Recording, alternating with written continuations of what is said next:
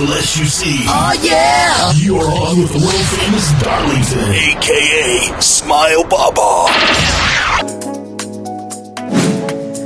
Alright, it's another day on your radio, same time on TV, and of course wherever you may be watching us from, thank you so much for tuning in. My name is Darlington, and come Smile Baba, discussing with my panel today, and of course my DJ also in the building. We're going to be talking about what the former president of the Federal Republic of Nigeria is talking about. Olusegun Obansanjo is saying it is now time the Nigerians need state police.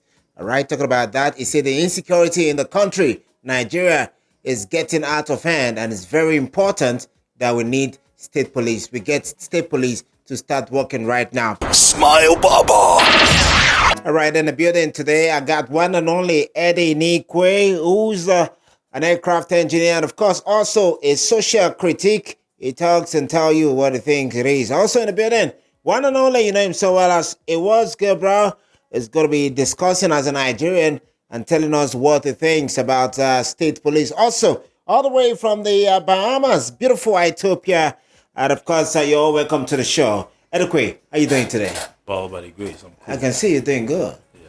All right, let's go straight to the stories. Making rounds this morning, former president of the Federal Republic of Nigeria, Olusegun Obansanjo, says it is time now for state policing in Nigeria. What you think? Well, it's really the right decision and the right advice he's given to the president. Looking at the states, in Ghana, we have different types of policing. The first one, we have our regional commands. They are in charge fully of the region, where they supervise every police officer.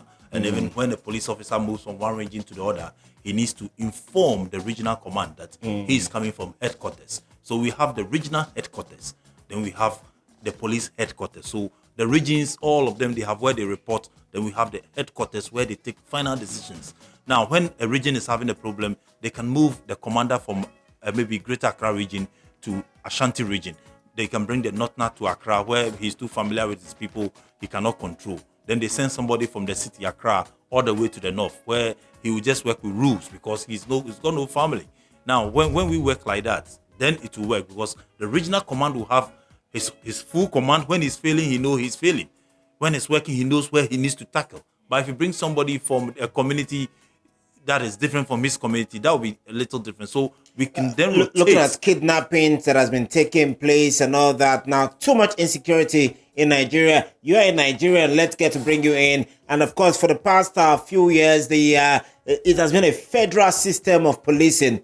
It has really not worked. And now Olusegun Obansanjo is saying it is now time to have what we call the state policing.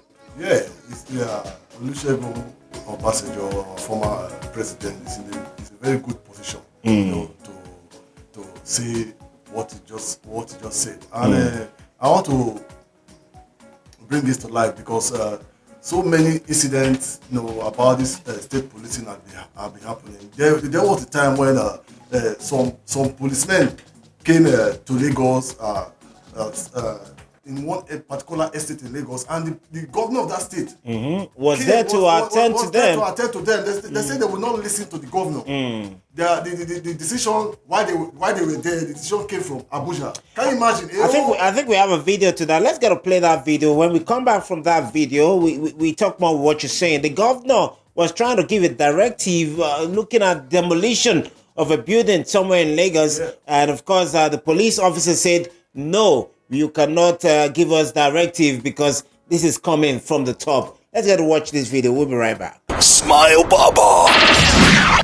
Can you call your superior in Abuja and tell them that the governor is here and I'm the chief security officer and that you don't have any business being in my state right now and that I want you to disengage forthwith from here?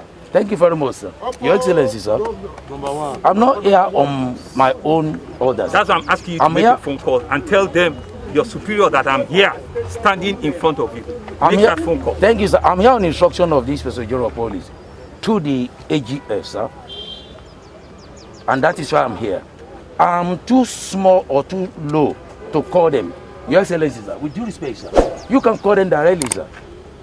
So that they will ask us to leave your place. So Inspector General Police asked you to come. I'm here on instruction of Inspector General Police to the AGF. Attorney General of the I Federation. have spoken sir. to the Attorney General at this Oh, moment, okay. so he's not aware that you are here. Well, we're expecting the call that we should disengage. That's what I'm saying to you. Yes, sir. Because when I make the phone call, it will be tougher. If you can call and say that the governor is here in front of you, what should you do? It is not my duty to call because I'm too low to do that, sir. Okay. Smile Baba. All right, talking about that video there, Governor of Lagos State actually talking to the police officer, and the police officer at the time says, this is a command from my superiors, and of course, Mr. Governor, I cannot actually follow your directives. That is what you were actually talking about, looking at that video. Okay, as I was saying, it should have handled, the governor of the state should have handled that situation at the time. At the time, because he's the number one citizen of that state. And Chief Security Officer, Chief Security of that actually. state. Yes. So let me come to other aspects of the security challenges that we're having. Like all these bandits and all, Boko Haram and all those things. You know, the killing is too much, you understand? You cannot bring a northerner to come to the south, you know, to come and be a commissioner of police. You understand? He don't have... Doesn't match at all. Let me quickly get to read what Obasanjo actually said. He says, our situation in Nigeria concerns everyone, particularly in the case of terrorism. The case has gotten over the issue of community policing, and he says it's time now for state police. Let me get to hear you. You are a friend of Nigeria. You've stayed in Nigeria for some time. Yes. And of course, you understand what's going on. You're from the Bahamian, Ethiopia. But let's get to hear from you. What's your take on this, looking at community policing? Yes, that's the best word that you said. Policing is a community issue. The first tool of a police is intellect. You cannot get intellect if you don't know the people. If it's not your community, if you haven't built relations in that community. So the problem Nigeria has is the police has no intellect. You tell me you don't know where these bandits is, you don't know because you don't know the people. The people don't trust you. So when you have... Or maybe because you're taking too much bribes from them. The Nigerian police has been accused of taking unnecessary bribes and killing people innocently. And that alone is making people don't trust. And it's time, just like what they're saying, it's time to now say, okay, let's have our own friends, our own families to police. Yes, because if you know that a police is doing something that is wrong, you know that his family. You know his family. You know everybody about him. You said, your son is... I know you. Yes, and that is very, very important in any police. You even see in those little small towns in the U.S. where they have the sheriff and they have the... Because it's important that your police comes from your community. It's very, very important. You know everybody right there. I think it's a good thing. It's time for Nigeria to have community. Anyway, you actually say something most of the time looking at the intellectual, or better still, the... how do I put it now? There's a word for it. Very deep policing, very deep intelligence that over here in Nigeria and of course in West Africa, we really don't do. But again, most people will say the reason why community policing or state policing is bad is because the governors of those states want to use them against their political rivals.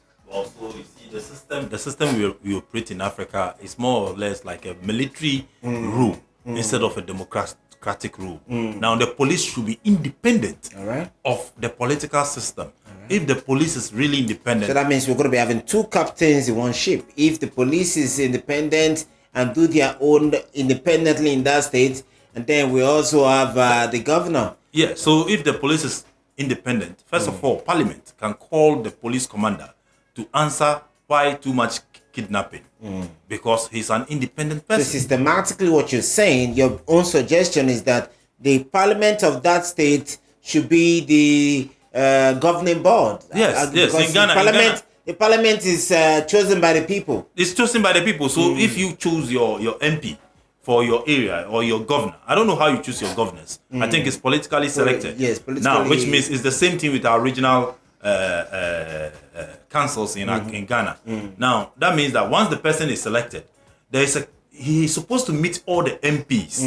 Then the MPs will nominate the assembly person. The assembly is the governor in the area. Or better still, what you're saying is the governor get to choose, and then the assembly, or better still, the MPs get to decide and finalize who should be the police commissioner. Yes, but finally, on the ground, we have every community have a community leader.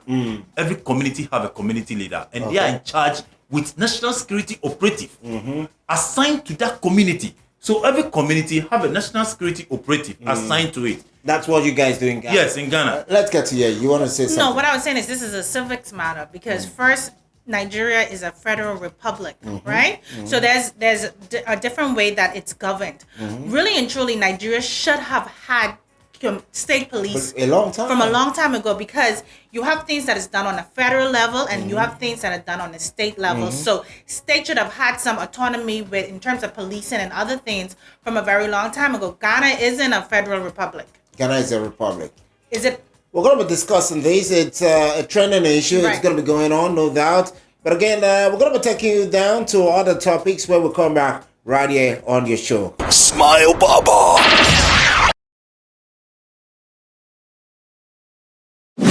All right, still right here on the biggest of them all, Smile Baba TV, live from our broadcast center, right here at the Smile Baba Studios, right here from the rooftop of the Smile View apartment in Accra, in Ghana. We're going to be going straight to other stories, making rounds, and of course, we're taking you internationally this time, talking about what's going on in the world. Remember, there was a conflict between Russia and, of course, Ukraine, and of course, so many sanctions were placed on Russia. But Russia is coming out now and saying, there is something we are also bringing out. It's called the digital ruble. Most countries are doing that. The Chinese are also doing their own Chinese yen digitally. The United States of America is also looking at having their own digital dollar. But again, Russia, the reason why we're interested in Russia is they are making everything concerning their own product. Talk about oil, wheat, and all that being purchased in ruble. Let's go straight to the story. Let me get to read this for you. If you're watching for the first time, Russia unveils plans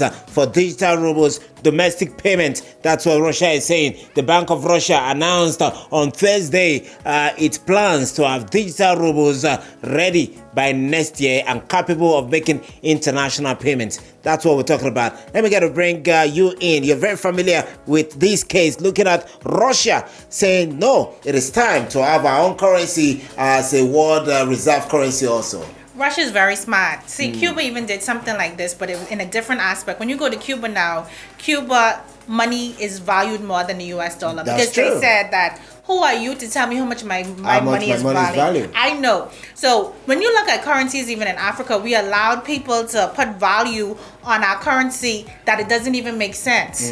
When you look at how they value us, we who have all the resources, but they're saying, no, this city is worth this. They have their rating agencies They to have rate that, us. but we could accept it or don't, right? And we have accepted it, and a lot of times their rating doesn't make sense. Doesn't make sense. And you talk to real economists, they will tell you that. Now Russia has decided that they're not playing by anybody's rules. They're going to create their own digital ruble, and you're going to see people. Remember, Mama Gaddafi came out and said you were going to buy oil in my own dinar Yes. at a time, and then something happened that it was actually taken out. Yes, and they didn't like that because then you would have to be playing on my rules because I know what I have. So Russia also knows what they have. They have the oil. Are you thinking that is why Russia actually started the war, to change things? It could be. It could be. It could be. It could be. All right, let's get to hear you, Edekwe. Edekwe, looking at this, Russia saying it is time to have what we call digital rubles, and of course, make the Russian ruble a world reserve currency. You know, Baba, is sad, but then we have no options. The thing is that if we need the oil, we need the wheat, We need the gas. we need the gas, we need the So bread. if you want to buy things from me, you can easily just put some money in my central bank and use the digital ruble to buy directly. The only challenge is that we in Africa, we are not trading a lot with them in terms of Russia buying from us. You are buying fertilizers, but they are not buying. No, but they are from not buying from us. If what are we giving Russia that we can have their rubles? That's the challenge of Africa. Until we find what the Russians like, they like liquor. Maybe we can send our local gin, our potashi, which is very strong.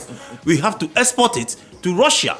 Well, if we take this to, they like a lot of vodka. You know the level of vodka. We can produce our local liquor. Somebody say they actually use vodka as a blood tonic in Russia. but again, I can't confirm that. Let me get to hear from you. You're a friend of Russia, so I'm going to be hearing from you. I'm a friend of Russia. I don't think so. I'm a friend of Russia. But the dynamics is changing now. Yes, the world is changing. It's changing because last week I followed the story where Italian delegate, they went to Central Republic of Africa, Okay. something like that. Yeah. Because of their oil, so they want to limit what they are getting from From oil they are Russia. getting from Russia. So I know they will run to Africa very very soon, and Africa will be that block, that strong block. The truth again is looking at currency. Can we as Africans now do the same thing like what the Russians are doing and say it's time for us to also sell things in our own local currencies to make our currency stronger? It's time, but it's not time to do it on a single currency. We're It has talking to be about unified. world players. We're talking about the dollar, the euro. You can't come with your CD. You can't come with your Naira. You come with your Afrique. You come with a one currency. It's time. People have said about it. It's time that we do this. We are playing with the big boys. You want to play your round kitty? We have to play with a big currency. No, Ghana started, West Africa started. We have a building that was put up in Ghana, next to it, MTN, to run the West African currency. Now, the West were quick to quickly jump in, confuse some of the West African leaders. So that currency could not work. Today, the building is still standing. The building is standing with air conditioning running, everything running. You were talking about the echo that was supposed to. Yes, But I think, West Africa could have I think started. France came up with their own style of Yeah, echo. and we got so confused. So the point I'm saying is that when we have the wrong leadership who believes in the Western system come in, they just need to convince just one country, one leader, and one then leader, everything and crumbles. that leader walks out and the whole thing crumbles. You want to say something before we go to the next topic? Yeah, I want to say something, and it's very important. If Africa can do without aid from the West, What can we do without aid? that is why we have to be producing. So everything what can you that- produce and sell to the rest? Let me tell you something. This week, just because of laziness, because in Nigeria we can produce. We have a fertile land that we can produce all this wheat. Just that oil has blinded us. You want to say something, and we are Edekwe? very lazy. Well, actually, we can actually produce. We can seriously produce. Now, Israel has been helping Ghana in the agricultural sector, looking at some of the things we are doing. We look at Malaysia. Malaysia came to Ghana to come and learn how to plant palm trees. Today, they are leading in the world. They are the number one producer. We are still standing where we are. You see, this is sad when it comes to West Africa. West Africa alone, we can stand on our grounds. You're right. But then the West, they are smart. They are able to confuse Ghana and Nigeria. No, I'm not joking. They are able to confuse us. They try. I don't know how they do it economically. But then you see Ghana shutting its borders. You see Nigeria shutting its border, and then you see the whole West Africa goes. We stopped Cote d'Ivoire from bringing rice to Ghana. We shut the border. We said, okay, if you want to bring rice to Ghana, you have to come by ship, not by road. Not by road. Look at this. This is a black man mentality. Because we want to tax it, we said it can only come by ship, not by road. Which means But that does Cote d'Ivoire produce their own rice?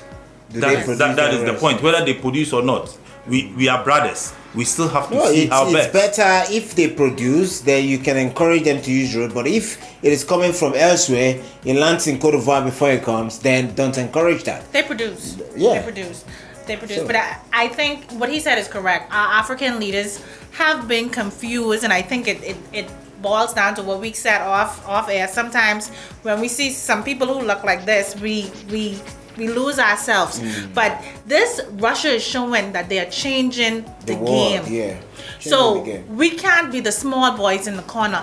Everything they need Africa for to make these smartphones, they need Africa for. So, but we need to sit at the table now. Where Say we have to eat the part of the cake. We Yes. have to eat part of the pie. All right, this is still your number one TV and radio show. And of course, keep it in mind, for those of you watching us in Nigeria, you can get to listen to us on radio every time in Nigeria, Mondays to Fridays, Kenny's FM. That's exactly about 10 a.m. Nigerian time. You can listen to us on 104.1 FM and get to hear the latest stories from Ghana, from Nigeria, from every part of the world. And of course, you can always get to be a part of it. Don't forget, you can follow us on all social media platforms, hashtag SmileAbout, or better still, SmileAbout TV, and then drop your comment with whatever topic we're talking about right here on your radio, same time on TV. We'll take you to a commercial break. When we do come back, we got one more stories for you right here on the biggest of them all, one and only, SmileAbout TV. We'll be right back. Smile Baba. So many stories still rocking right here on the biggest of them all, Smart About TV. Let's go straight to the United States of America, where a Ghanaian lady was actually shot in a drive-by shooting in America. And of course, you must be asking yourself, how come she's dying in the land of free, and of course, in the land of the free, they call it. But again, let's get to read the story. Let me get to read the story. 23-year-old Ghanaian woman in the U.S. fatally killed by unknown gunman. Very sad. All right, a 23-year-old Ghanaian woman living in the United States of America has been reported dead after a man opened fire in Concourse, killing her in the process. All right, the lady identified as Sally Tim is reported to have been sitting inside a car when the incident actually happened. I still got my team right here in the building. We're going to be talking more about that. You've lived in the Bronx where this incident happened, and of course, being an American, of course, a Bahamian yourself, what's your take on this? Well, I've never lived in the Bronx. I've lived in New York, but but I can tell you that, like we know, the United States have a big problem with gun violence. All right. And they don't portray it as much, but we know, we see it. Social media has been able to uncover all the dark secrets America has been keeping. So our citizens, African citizens going to America, they have to be very vigilant where they go. Be careful. Yeah. Not just to go anywhere. No, because you have some neighborhoods you have never seen ghetto. You have never seen people sleeping under the bridge, doing certain things. You think you've seen poverty until you've actually go to California and you see all these homeless people and you're like, so this is America. God's own country. So it's very sad that a young, very beautiful young lady has lost her life like this. But I think we need to really be aware that this country isn't all that it claims to be. What it claims to be. Let me get to hear from you guys. You've traveled abroad, you've seen a lot of things, and of course, looking at this lady who is supposed to be living a life in America, God's own country, a life being cut short at the age of 23. Well, that's very sad. You know, if this lady is in Ghana, she would be alive by now. It's very sad that she left Ghana to the so-called heaven. You know, some of the pastors who left Ghana earlier described America as heaven. But from information we are having right now, the place is more hell than heaven, because anywhere there are guns going off like that. I think the people play. They think they are playing with the guns. Actually, a Nigerian MP or senator was advocating for every Nigerian to have guns to protect themselves. No, I think he's not. He should go and live in America. He will run back home. You see, he will never enjoy his money. You see, it's sad that people go to America. America is a great nation, but then I tell you, it's a place that is horrible. It's very horrible if you are not careful. So once you get there, I think you have to know which area you go to, where you have to live. And you know, you can't even tell. The people, when they go mad, they pick guns. In Africa, when you go mad, you shout. You just shout. If you want to fight, you fight in the air, and as if you are seeing the person. But in America, they take guns and they go and shoot. And so the difference between the mentally sick in Africa, our sick people are better. They are calm. They are cool. Let me get to hear from you. It was Gabriel. Yeah, as the great said. Your country, the most beloved country to you. No, it's not one thing. Let me correct you. America is not God's own country. My Nigeria is God's own country. It's just that we have to. We just have to. We have to tag it. We have to tag it and hype it very well, so that we will be at the public space that my country is a God's own country. You know, God is not a violent. We don't have a violent God. You understand? We don't have a gun in heaven and all those things. So our America is God's own country. Let me get to ask Ethiopia one more time. What should America do now, looking at gun violence? Well, they have said it over and over. They obviously don't have the political will, because you see that thing that caused a lobby, that gun lobby, refuses to take gun rights from people. Really and truly. So are you saying American politicians are corrupt for taking bribes? They're corrupt. And when people say, make it seem like only African leaders are corrupt, is nonsense. American leaders are just or more corrupt. There have been small children killed in Sandy Hooks, where the person entered the school and killed grade 1 kids, and they still didn't do anything with gun law because the gun lobbyists give money to politicians. So this is the same thing. But in Africa, that would be corruption. That's corruption. No, Baba, you see, I don't want to promote some things, but in Africa, we have our natural bulletproof. So welding a gun in Africa is nothing. you can make a mistake and pull the gun when you fire. It's not firing. Are you sure? That's a make believe. No, it's not make believe. It's true. It's true. They have our traditional powers that they can wear. When you open fire, the bullets will never come out. Jehovah Witness, like you talking about traditional powers. Which way now? But the Bible Which talks way? about the strength of Satan. And I'm telling you as a fact that all these powers are there in Africa. Now, because of this, people in Ghana, when they know when they pull the gun, sometimes it will not fire. That's true. So they are careful. They don't see gun as the last resort. But Americans are seeing the gun as the last resort. That's your belief, Edikwe. What should they do over there? Edikwe, sometimes Edikwe make me laugh. You know, those Russian magazines are always things. Fire at you. You know, what traditional is? What do you mean by Now, Babylon now. No, all right, everybody. I want to say thank you for being a part of the show. Thank you so much. Thank you to the team. And, of course, thank you to the biggest DJ in the building, one and only DJ Niweno, who is rocking with me today. And, of course, thank you also to Edikwe. Thank you to Ewoz Gabriel, Flexi Papa, they call him. A big thank you also to the one and only beautiful Ethiopia. We're going to be back next time, right here on the biggest of them all. That is Smile About TV. You can always get to follow us, subscribe to the YouTube channel, and see all our beautiful, amazing content. And see my handsome face, baby. I know you love me too, just like I do love you. And of course, you can always get a call. There's a number there and talk to us. Whatever topic you want us to discuss, you have a video for us. All you need to do is send it to us via WhatsApp or but still on all our social media pages. Definitely, I assure you, we're going to be talking about that right here on Smile Baba TV. I can always say, arararara, ororororo, three bossa, bossa, bossa, bossa. See you guys next time. Bye for now.